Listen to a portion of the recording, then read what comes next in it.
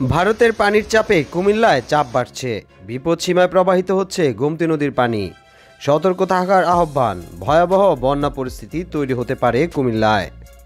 গত কয়েকদিনের টানা বর্ষণ ও ভারতের উত্তর পূর্বাঞ্চলের পাহাড়ি ঢলের পানি ও বাঁধ খুলে দিয়েছে ভারত। ফলে ভয়াবহ বন্যার আশঙ্কা কুমিল্লায়। ইতিমধ্যেই কুমিল্লা শহরের বিভিন্ন সড়ক বৃষ্টির পানিতে তলিয়ে গেছে। মারা গেছেন বিদ্যুৎপৃষ্ট হয়ে এক আইনজীবী।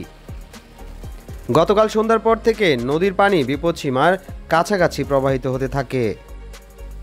এ সময় নদীর বাঁধ ঝুঁকির মুখে পড়ায় পর্যবেক্ষণে বের হন পানি উন্নয়ন বোর্ডের কর্মকর্তাগণ।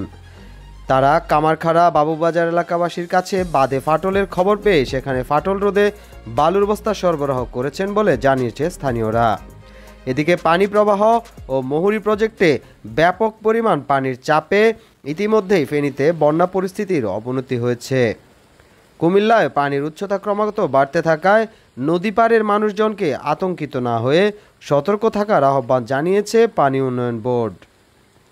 মঙ্গলবার রাত 8:30টায় কুমিল্লা পানি উন্নয়ন বোর্ডের নির্বাহী প্রকৌশলী খান মোহাম্মদ ওয়ালিউজ্জামান এই কথা জানিয়েছেন।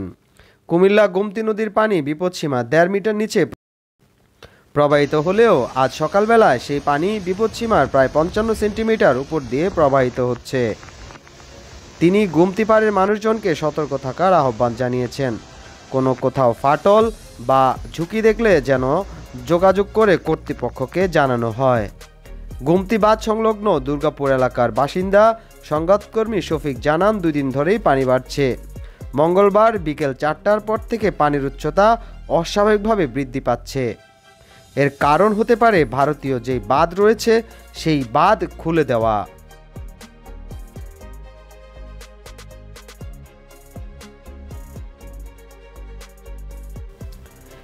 ইতিমধ্যেই গত 40 বছরের রেকর্ড ভেঙে ফেনীর মহুরী নদীর পানি বিপদসীমার অন্তত 55 সেন্টিমিটার উপর দিয়ে প্রবাহিত হচ্ছে।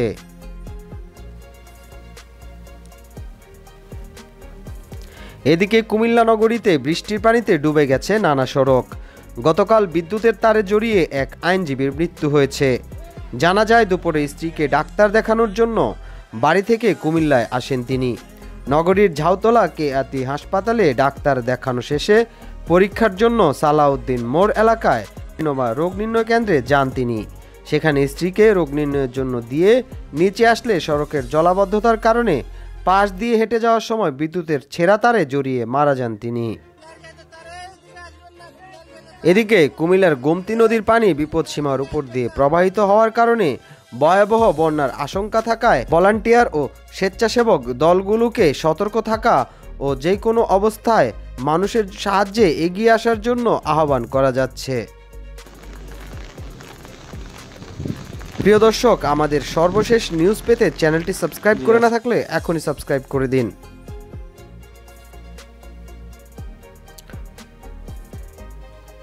ওফায়াদ, নিউজ ডেস্ক, নিউজ প্লাস।